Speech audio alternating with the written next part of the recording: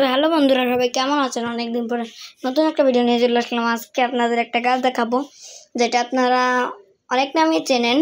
Arrowhead plant, syngonium plant. সেই প্লান্টটাকে দেখাবো। দেখুন আমার সিঙ্গোনিয়াম প্লান্ট বা অ্যারোহেড প্লান্ট। এটা একটা কচু গাছ। এর থেকে আমরা চাইলে অনেক অনেক অনেক অনেক চারা বানাতে পারবো। যেমন এই ডালটাকে আমরা কেটে যদি লাগাই তাহলেই হবে, কারণ এই গাছটা আমি আজকে এনেছি।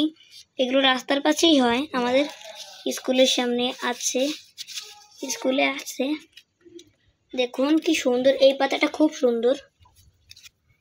আমি এটা লাগিয়েছি, কালকে এই টবটাতে লাগাবো, কারণ এটা আজকে এখানে রেখে দিয়েছি, কয়েকদিন রাখতে হবে এখানে।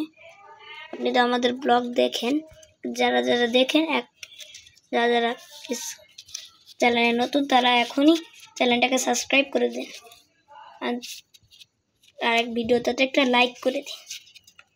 সিঙ্গোনিয়াম প্লান্টের অনেক জাত আছে। এটার লতানো জাতও হয়। লতানো জাতটি লতানো থাকে,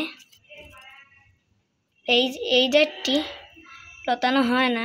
এই গাছটি কচু গাছের মতোই এর পাওয়া যায় রেইন ফরেস্ট। এটা রেইন ফরেস্টের উদ্ভিদ। এগুলো অনেক বড় হয়। কালকে এই টবে আমাদের কাজের আন্টিকে দিয়ে আনাবো মাটি, তারপর এই গাছটাকে লাগাতে হবে।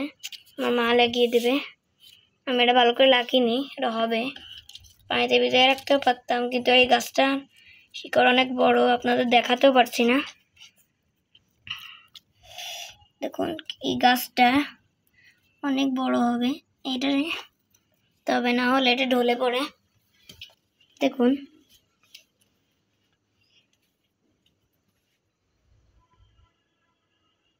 সিঙ্গোনিয়াম প্লান্ট বা অ্যারোহেড প্লান্ট। তো ভালো থাকবেন, সুস্থ থাকবেন। আসসালামু আলাইকুম।